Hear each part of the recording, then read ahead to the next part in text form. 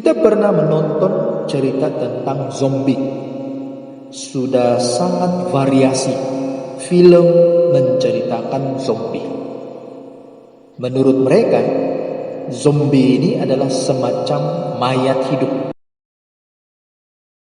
Dalam nama Tuhan Yesus Kristus menyampaikan perkongsian orang mati yang ada di tengah-tengah kita. Yang pertama, orang yang berdosa. Kejadian pasal 2 ayat 17. Tetapi pohon pengetahuan tentang yang baik dan yang jahat itu janganlah kau makan buahnya, sebab pada hari engkau memakannya pastilah engkau mati. Pada hari engkau memakannya pastilah engkau mati. Tetapi kelanjutannya ternyata Adam dan Hawa tidak mati. Mereka kemudiannya telah menerima hukuman dari Allah. Apakah firman Allah telah gagal? Apakah firman Allah tidak terjadi?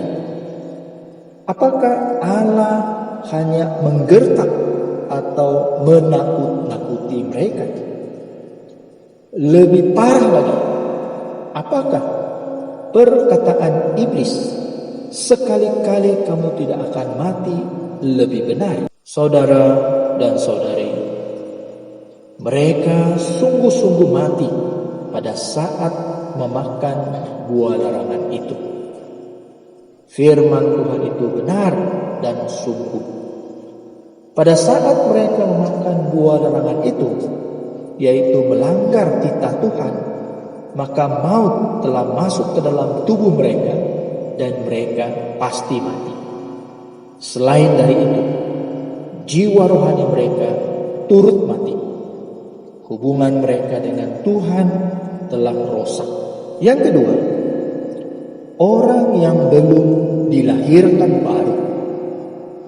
1 Petrus pasal 2 ayat 24.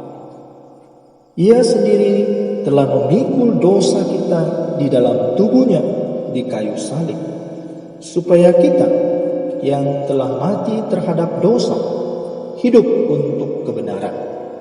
Oleh bilur-bilurnya kamu telah sembuh. Kita adalah orang berdosa. Sejak dalam kandungan kita adalah orang berdosa. Kita mati terhadap dosa, karena upah dosa ialah maut.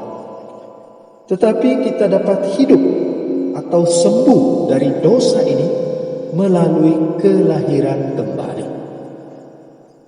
Kelahiran kembali melahirkan kita sebagai manusia baru. Kelahiran kembali yaitu baptisan. Jika kita tidak dibaptis, kita tetap orang mati terhadap dosa. Yohanes pasal 3 ayat 5. Jawab Yesus, "Aku berkata kepadamu, sesungguhnya jika seorang tidak dilahirkan dari air dan roh, ia tidak dapat masuk ke dalam kerajaan Allah." 3 ayat 5. Pada waktu itu, Dia telah menyelamatkan kita, bukan karena perbuatan baik yang telah kita lakukan, tetapi karena rahmat-Nya oleh permandian kelahiran kembali dan oleh pembaharuan yang dikerjakan oleh Roh Kudus. Yang ketiga, orang mati yang ada di tengah-tengah kita adalah orang yang menolak Yesus. Matius pasal 8 ayat 22. Tetapi Yesus berkata kepadanya, "Ikutlah aku, dan biarlah orang-orang mati menguburkan orang-orang mati mereka." Orang-orang mati yang menguburkan ini adalah orang yang masih hidup, tetapi mati secara rohani karena belum menerima Yesus. Manakala orang mati yang dikuburkan itu sungguh-sungguh adalah orang mati. Menolak Yesus menjadikan manusia mati secara rohani. Kita lihat dalam kitab Injil Yohanes pasal 8 ayat 24. Karena itu tadi aku berkata kepadamu bahwa kamu akan mati dalam dosamu. Sebab jikalau kamu tidak percaya bahwa akulah Dia, kamu akan mati dalam dosa. Yang keempat, orang mati yang ada di tengah-tengah kita adalah orang yang melampiaskan keinginan atau hawa nafsu. Kita baca dalam 1 Timotius pasal 5 ayat 6. Tetapi seorang janda yang hidup mewah dan berlebih-lebihan, ia sudah mati selagi hidup. Ini bermaksud hidup mewah untuk melampiaskan keinginan ataupun selera tubuh. Maksudnya orang yang hidup untuk kemewahan dan kesenangan. Hidup hanya menuruti dan memuaskan keinginan. Di dalam Alkitab, corak hidup seperti itu sering merujuk kepada nada yang negatif.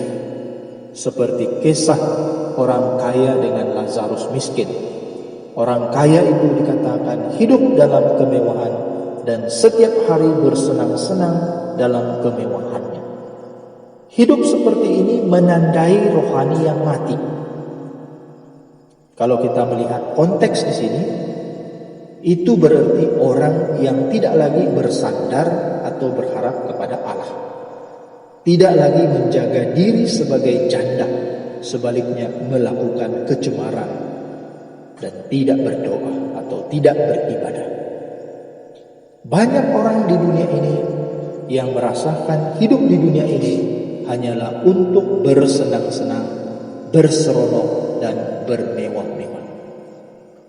Karena mereka menyadari hidup adalah singkat, tetapi bukan pula diisi dengan ibadah dan mencari kebenaran Injil, melainkan hidup berfoya-foya.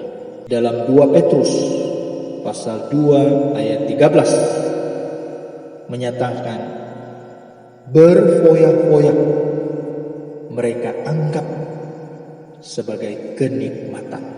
Inilah 4 orang mati yang ada di tengah-tengah kita. Dan kalau sekiranya kepercayaan dan kehidupan mereka berterusan sedemikian, maka mereka benar-benar akan mati rohaninya dan akhirnya akan menerima hukuman daripada Tuhan pada hari penghakiman nanti. Semoga kesaksian firman Tuhan dapat membangun dan saling mendorong di antara kita. Amin.